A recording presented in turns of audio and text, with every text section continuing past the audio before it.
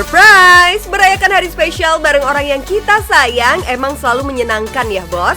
Apalagi kalau kue yang diberikan anti mainstream seperti ini nih. Kenalin bos, namanya entremet. Gak cuma unik, kue yang satu ini juga bisa kalian kasum sendiri loh. Caranya juga mudah, kalian tinggal scan barcode-nya, terus nanti bakal ada tuh tata cara gimana sih ngehias kue entremet ini. Mudah kan? Dan pastinya bakal menyenangkan banget, bisa sambil ngisi kegabutan kalian di rumah.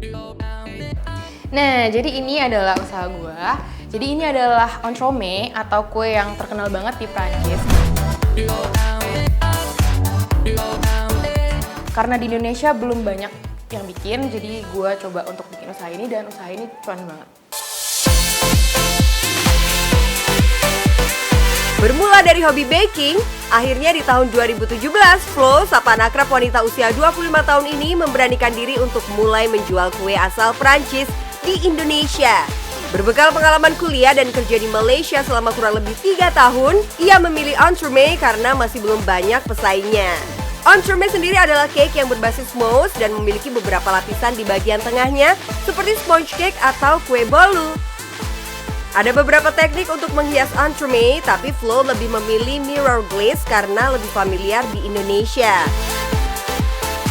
Ini tuh sebenarnya udah terkenal itu dari Prancis, dari zaman dulu lah. Si mirror glaze ini ya udah terkenal dari dulu. Cuman aku di sini mau kasih twist sedikit, jadi kayak dibikin banyak warna-warni. Jadi kayak kesannya tuh lebih fun, lebih cheerful, lebih spesial lah, lebih bertema. Di situ sih targetnya, jadi kayak biar orang tuh kalau kue bolu biasa kan bosen ya.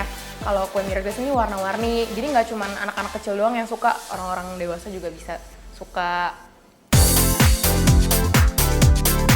Setelah melihat beberapa referensi di YouTube, akhirnya ia menjatuhkan pilihan sama mirror glaze yang dia buat lebih eye-catching. Tapi untuk basic kuenya juga sudah disesuaikan dengan lidah kita ya bos.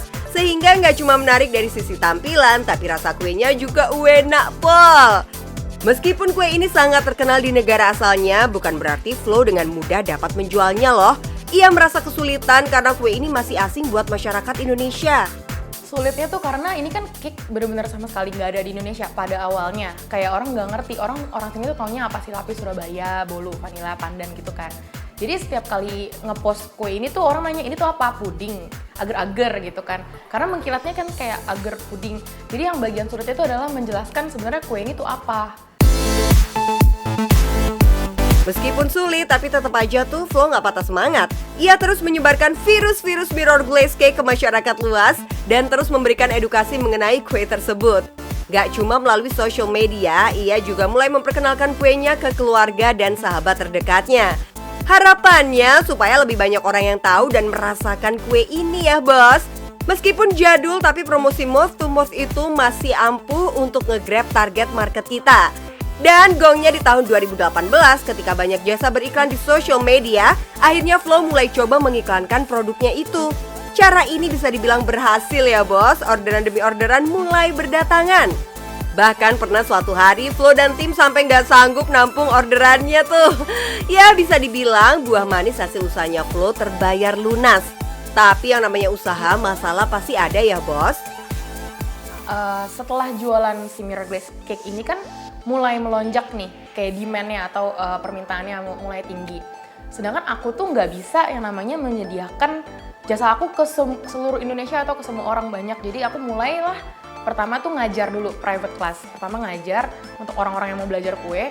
Kemudian datanglah pandemi. Karena pandemi akhirnya kita bikin online class. Nah dari situ tuh mulai banyak murid-murid yang join, orang-orang partisipan yang join kelas. Tapi dari situ kan jadi banyak kompetitor. Murid-murid sendiri adalah kompetitor. Di situ mikir, masa berkompetisi sama murid sendiri, daripada kayak gitu ya udahlah kita coba buat terobosan baru, kita bikin produk yang memang orang itu bisa bikin sendiri di rumah. Jadi kita cuma bikinin kuenya yang polosan, mereka bisa glazing sendiri di rumah. Ini juga nggak cuma untuk orang-orang yang mau beli kue, tapi untuk murid-murid yang pengen latihan glazing tanpa harus bikin kuenya, gitu mereka bisa beli produk ini. Tuh kan bos, yang namanya masalah pasti ada aja solusinya. Untuk mengatasi masalah kebanjiran orderan plus menyiasati ramainya kompetitor yang notabene muridnya sendiri, akhirnya Flow mengeluarkan terobosan baru dan menjadi pelopor Glaze It Yourself pertama di Indonesia.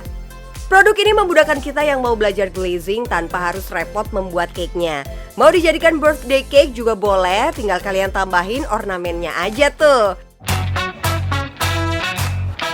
Emang deh, Flow ini the best banget, merubah keterbatasan menjadi cuan. Ya kalau dulu sehari Flow cuma sanggup membuat 5 mirror glaze cake, dengan adanya DIY, Flow bisa menjual produknya 2 kali lipat. Harga yang ditawarkan cake buatan Flow juga beragam, mulai dari Rp450.000 sampai Rp1,5 juta, tergantung tingkat kesulitannya. Kalau dihitung-hitung nih ya bos, cuan yang didapatkan Flow dari menjual kuenya saja di angka Rp4,5 juta per harinya. Kalau dikalikan sebulan, waduh, auto cuan. Belum lagi dari cuan jasa private class-nya ya bos. Pastinya berlimpah cuan tuh. Balik lagi ke kompetitor tadi ya. Kok Flow malah nyiptain banyak saingan sih? Apalagi dia bikin private class gala. Mikirnya gini lagi, karena sendirian itu maksudnya nggak akan pernah ada pertumbuhan dalam kesendirian lah intinya gitu. Jadi aku mikirnya kalau misalkan aku bisa bagi ilmu ini ke banyak orang, itu kan juga maksudnya dunia pastry Indonesia juga pasti bertumbuh dong, berkembang. Berangkat dari pengalaman pribadi Flow yang kesulitan mendapatkan ilmu pastry di Indonesia, akhirnya ia berpikir membuka jasa private class untuk berbagi ilmu dan juga sharing soal produk andalannya. Meskipun nantinya bakal menciptakan kompetitor baru, tapi Flow percaya kalau semakin banyak orang yang tahu tentang kue ini, permintaan juga akan semakin tinggi. Tinggal kalian aja tuh mau nggak berinovasi supaya customer nggak berpaling ke lain hati. Nah, gimana bos? Tertarik nggak sama bisnis Lagut Patisserie? Kalau mau bikin bisnis yang lain juga nggak apa-apa kok. Yang penting cuan bos.